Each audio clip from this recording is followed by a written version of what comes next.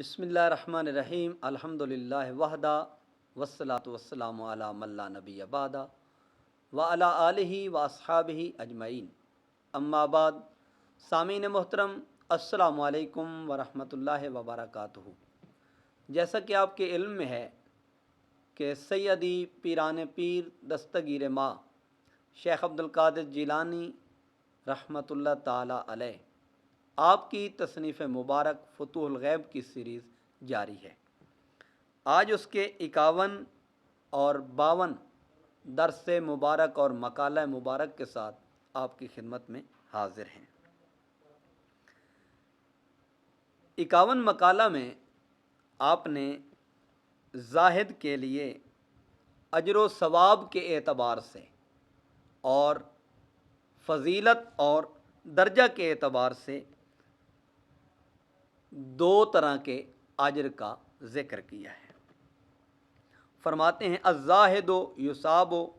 بسبب الاقسام مرتین، زاہد اجر دیا جاتا ہے دو مرتبہ، دو اقسام کے نتیجے میں۔ پہلا کیا ہے اور دوسرا کیا ہے؟ فرمایا یصاب فی ترکہا اولا، سب سے پہلی وجہ یہ ہے کہ وہ کسی چیز کو جب اولاً ترک کرتا ہے فلا یاخذھا بہواہ، وہ اپنی خواہشات سے انہیں نہیں لیتا، و موافقت النفس، اور نفس کی مخالفت میں ان کو نہیں لیتا، بل بمجرد الامر یاخذھا، بلکہ وہ محض اس کا حکم ہوتا ہے اس لیے اس کو وہ لیتا ہے۔ فَإِذَا تَحَقَّقَتْ عَدَاوَتُهُ لِنَفْسِهِ وَمُخَالِفَتُهُ لِهَوَاهُ وَعُدَّ مِنَ الْمُحَقِّقِينَ وَأَهْلِ الْوِلَایَةِ وَأُدْخِلَ فِي زُمْرَةِ الْأَبْدَالِ وَالْعَارِفِينَ۔ فرماتے ہیں کہ جب یہ بات متحقق ہو جاتی ہے کہ وہ اپنے نفس کی مخالفت کرتا ہے، اپنی خواہشات کو ترک کرتا ہے، اور نفس کی مخالفت اور خواہشات کے ترک کرنے کے نتیجے میں وہ اہل ولایت میں سے ہو جاتا ہے اور اسے ابدال کے زمرہ میں داخل کر دیا جاتا ہے، عارفین کے زمرہ میں شامل کر دیا جاتا ہے۔ پھر اسے حکم ہوتا ہے اومیرا ہینا اذن بتناولہا، اسے حکم ہوتا ہے کہ اب ان چیزوں کو استعمال کر، ان کو کھا۔ والتلبس بہا، اور اسے عظیم لباس کے پہننے کی اجازت ہی نہیں بلکہ حکم دیا جاتا ہے۔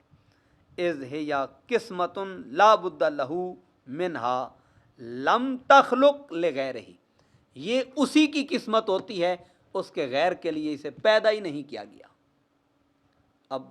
یہاں پر یہ وہ مقام ہے، اولاً اس نے ترک کیا نفس کی مخالفت میں، اولاً اس نے ترک کیا خواہشات کی مخالفت میں کہ کہیں خواہش نفس نہ پنپنے پائے، کہیں اس کے وجود میں خواہشات پروان نہ چڑھنے پائیں، اس لیے اس نے ترک کیا۔ پھر اللہ کی جانب سے حکم ہوتا ہے اب ان چیزوں کو استعمال کر، اب ان چیزوں کو اپنے لیے روا رکھ۔ یہی وہ مقام ہے جسے آقا علیہ الصلوۃ والسلام نے اپنی عملی زندگی میں اختیار کیا۔ حضور نے ابتداً ایسی چیزوں کو اختیار کیا جو ظاہراً فی الحقیقت آقا دو عالم صلی اللہ علیہ وسلم نے اپنی تعلیم امت کے لیے ان کو ترک کیا تھا۔ پھر آقا علیہ الصلوۃ والسلام نے ان کو اختیار بھی کیا، ان کو استعمال بھی کیا۔ اعلیٰ سے اعلیٰ کھانوں کا بھی حضور نے استعمال کیا اور اعلیٰ سے اعلیٰ لباس کا بھی آقا دو عالم صلی اللہ علیہ وسلم نے استعمال کیا۔ اس میں ایک پوری ڈیٹیل ہے اور تفصیل ہے جس کو یہاں ذکر نہیں کیا جا سکتا، لیکن کبھی موقع ملا تو اس پر انشاءاللہ سیر حاصل بات کریں گے کہ آقا علیہ الصلوۃ والسلام نے مہنگے سے مہنگا لباس زیب تن فرمایا ہے۔ پھر فرماتے ہیں کہ جب ان چیزوں کو وہ اختیار کرتا ہے تو اختیار کرنے میں اللہ تبارک و تعالیٰ کی بارگاہ سے اس کے لیے 2 اجر ہیں، ایک ان کو ترک کرنے میں کہ کہیں خواہش نفس کی پیروی نہ ہو، اور دوسرا ان کو اختیار کرنے میں کہ میرے رب کا یہ حکم ہے اور اس کا یہ فرمان ہے، لہٰذا میں نے کسی اور طریق کو اختیار نہیں کرنا بلکہ اس راستے اور اس طریق کو اختیار کرنا ہے جو اللہ تعالیٰ نے میرے لیے روا رکھا ہے۔ پھر یہاں پر ایک سوال کا جواب دیتے ہوئے فرماتے ہیں کیف اطلقت القول بالصواب لمن ہوا فی المقام الاکبر الذی ذکرتہ، فرماتے ہیں کہ کیسے آپ اس پر ثواب کے قول کا اطلاق کرتے ہیں جو بڑے درجے میں ہے، جس کو آپ نے اتنے بڑے درجے میں داخل کیا ہے، یہاں تک کہ فی زمرۃ الابدال والعارفین، یہ ابدال کے زمرہ میں ہے اور عارفین کے زمرہ میں ہے۔ تو فرمایا المقبول منہم الفانین عن الخلق والانفس والاحویت والارادت والحظوظ والامانی والاعواز علی الاعمال الذین یرون جمیع طاعاتہم و عباداتہم فعلا من اللہ و نعمتا و رحمتا و توفیقا۔ فرماتے ہیں کہ اس کی مقبولیت ان میں سے کیوں ہے کہ اس نے ان چیزوں کو اپنے وجود سے دور کر دیا جو فانی ہیں، جو نفس کا حصہ ہیں، خواہشات کا حصہ ہیں، جو ارادات سے تعلق اور حظوظ نفسانیت سے تعلق رکھتے ہیں، خواہشات اور امیدوں سے تعلق رکھتے ہیں، ان کو ان چیزوں کے اوپر اختیار نہیں کیا جس میں طاعت پائی جاتی ہے، عبادت پائی جاتی ہے، انہوں نے ان کو ترک کیا، طاعت کو اختیار کیا، ان کو ترک کیا، عبادت کو اختیار کیا، اور یہ در حقیقت اللہ تعالیٰ کی جانب سے اس کے اوپر فضل ہے، نعمت ہے، رحمت ہے، توفیق ہے، و تیسیرا منہ عز وجل، اور یہ اللہ تعالیٰ کی طرف سے اس کے لیے سہولت اور آسانی ہے۔ انہم عبید اللہ، وہ اللہ کے خاص بندوں میں شامل ہو جاتے ہیں، اس کا کوئی عمل، کوئی حرکت، اس کی سکنات، اس کا اکتساب، یہ سب کچھ کس کے ملک ہے؟ ملکن لمولا ہو، یہ اس کے مالک و مولا کا ملک ہے۔ لہٰذا اللہ تبارک و تعالیٰ اپنے فضل سے، اپنے کرم سے اور اپنی عطا سے ان کو ان قسم کے اجر، ثواب، انعام اور نعمتوں سے نوازتا رہتا ہے۔ جب ان چیزوں کو وہ پاتے ہیں اور ان چیزوں کو اپنے پروردگار سے حاصل کرتے ہیں تو یہی ان کی کامیابی کا سبب ہے، یہاں تک کہ اللہ تبارک و تعالیٰ انہیں اپنا دوست ٹھہرا لیتا ہے اور وہ اللہ تعالیٰ کو اپنا دوست ٹھہرا لیتے ہیں۔ یہی وہ مقام ہے جہاں اللہ اپنے دست قدرت سے ان تمام تر نعمتوں کی گنجائش ان کے لیے پیدا کر دیتا ہے اور ان کی کشادگی ان کے لیے فرما دیتا ہے۔ مقالہ مبارک جو 52 ہے اس میں اللہ تبارک و تعالیٰ نے ایک خاص چیز کو اپنے قرب والوں کے لیے اور اپنے وصل کو پانے والوں کے لیے ذکر فرمایا۔ قال رضی اللہ عنہ، آپ فرماتے ہیں انما یبتلی اللہ طائفۃ من المؤمنین، اللہ تعالیٰ مومنین کے ایک گروہ میں سے کچھ احباب کو یوں آزماتا ہے۔ کیسے؟ فرمایا من المؤمنین والاحباب من اہل الولایہ، مومنین میں سے ہیں، اللہ تعالیٰ کے محبوب ہیں، اہل ولایت سے ہیں، والمعرفہ اور اہل معرفت سے ہیں۔ اللہ تبارک و تعالیٰ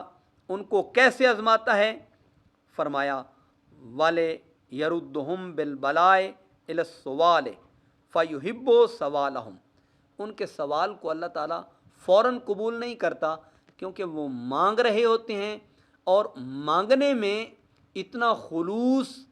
اور اتنی للہیت اور اتنی رضائے الہی ہوتی ہے، اللہ کو ان کا سوال پسند آ جاتا ہے اور وہ یہ چاہتا ہے کہ اگر اس کا قبول ہو گیا تو دوبارہ مانگے گا ہی نہیں، جب مانگے گا نہیں تو اس کے خلوص اور اس کی للہیت بار بار اس کے وجود سے نہیں پھوٹے گی، اس لیے وہ ان کے سوال کو قبول ہی نہیں کرتا۔ وہ کہتا ہے یہ کرتا رہے میں سنتا رہوں، یہ مانگتا رہے اور مانگنے میں جو اس کی للہیت ہے اور رضا الہی ہے اور خوشنودی رحمان ہے وہ مجھے بہت زیادہ پسند ہے، اور اس کو پسند کرنے کے سبب اللہ تبارک و تعالیٰ اس کی دعا کو قبول نہیں کرتا۔ فَإِذَا سَأَلُوا يُحِبُّ إِجَابَتُهُمْ لِيُؤْتِي الْكَرَمَ وَالْجُودَ حَقَّهُمَا،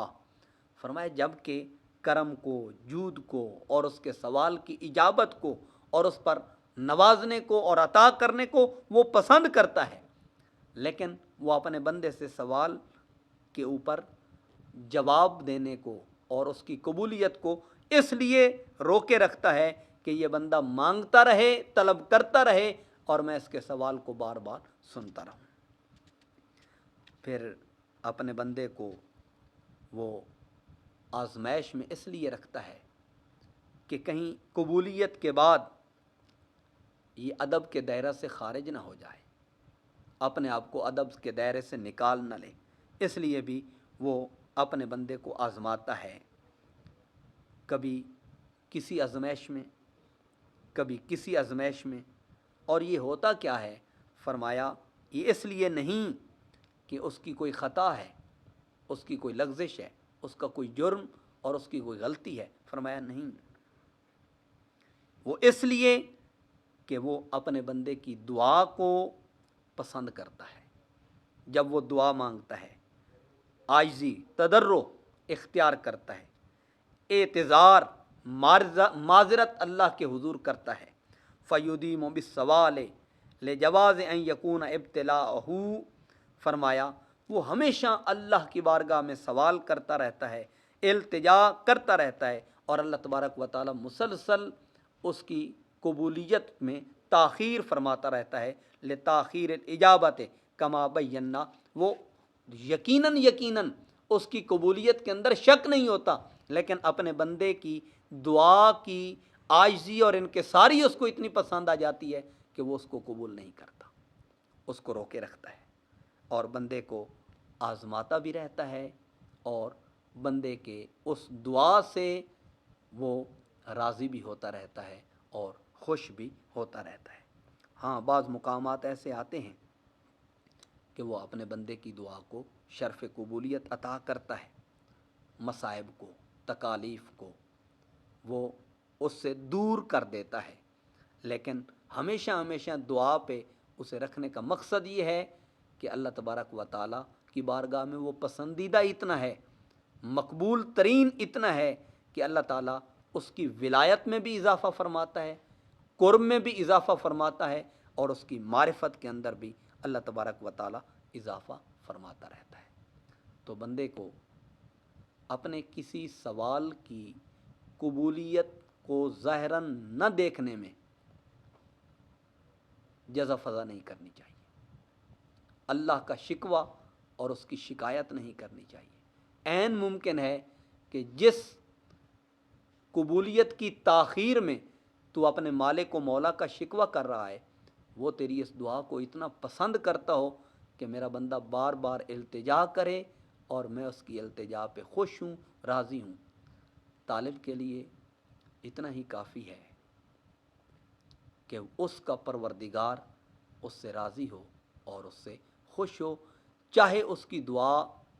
اس وقت میں درجہ قبولیت کو پہنچے یا نہ پہنچے، وہ اپنے رب کی رضا پہ راضی رہے۔ وما توفیقی الا